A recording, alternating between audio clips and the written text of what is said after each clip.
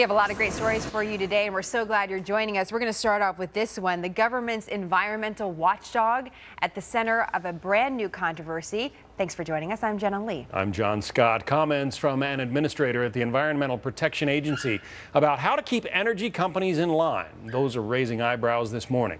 He outlined his philosophy about enforcing environmental regulations on oil and gas producers in his region by using what he admits was a, quote, crude analogy.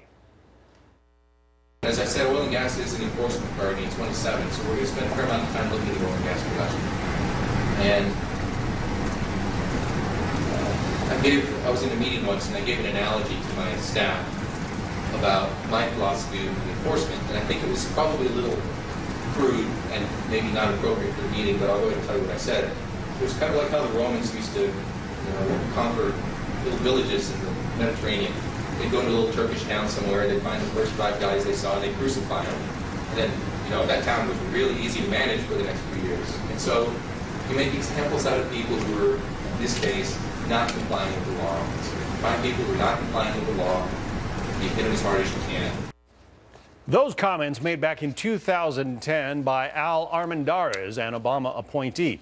In a statement, he responded to the fallout saying, quote, "I apologize to those I have offended and regret my poor choice of words. It was an offensive and inaccurate way to portray our efforts to address potential violations of our nation's environmental laws. I am and have always been committed to fair and vigorous enforcement of those laws." But Oklahoma Republican Senator James Imhoff already plans to investigate the EPA's tactics. Could there be any fallout in an election year? Fox News digital politics editor Chris Starwalt is host of Power Play on FoxNews.com Live and joins us now.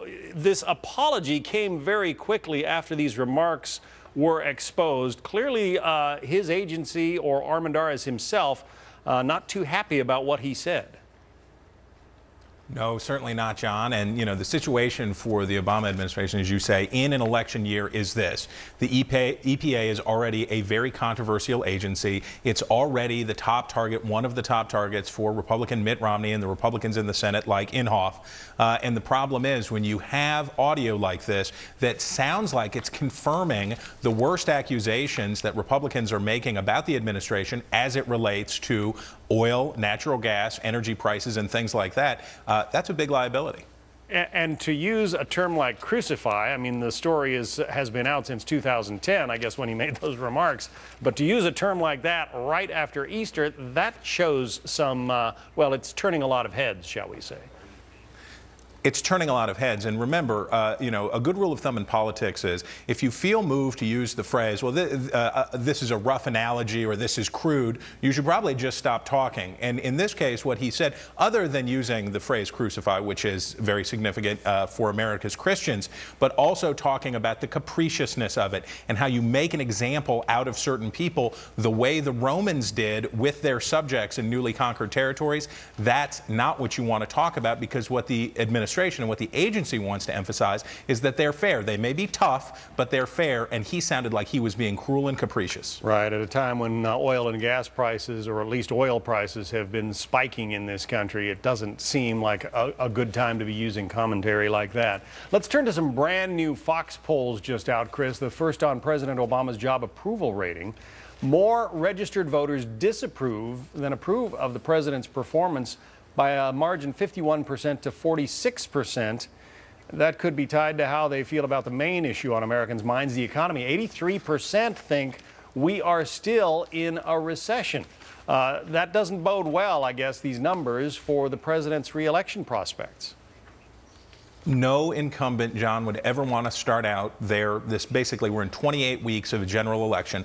No incumbent wants to start out in a dead heat with their challenger. That's not where they want to be, because they're, in most re-election cycles, are going to give some points back. Before they're done, you're going to lose some points. So President Obama has not yet opened the lead that he needs to suffer a little erosion. And what we're talking about in that Fox poll is essentially the 8% of the electorate that's undecided right now, which way are they going to break? And the president knows that he's probably not going to get the majority of them, and that makes his situation, especially on the economy, somewhat perilous. Those who responded to that poll were also asked this follow-up question: if we are still in a recession, is it getting worse or getting better?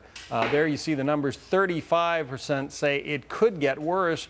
48% say it's getting better. That's not a great margin either. No, what the president's hoping for and what the Democratic Party's hoping for is not that there's going to be robust recovery, but that number, the percentage of people that you identified that think that things maybe are not great, but maybe getting better, that number grows and gets higher and higher so that they can make their central argument, which is this: the economy is not where we want it to be, but the situation was very dire and we're on the right path to fixing it. They need to make that argument because Mitt Romney's the whole point of his candidacy, as he says, is he's the turnaround guy who can get the economy going in the right direction much faster. And we'll be talking about what Mitt Romney is saying with a guest a little bit later on in this hour. Chris Stirewalt, thank you. A special edition of Power Play today. Chris, you might have noticed.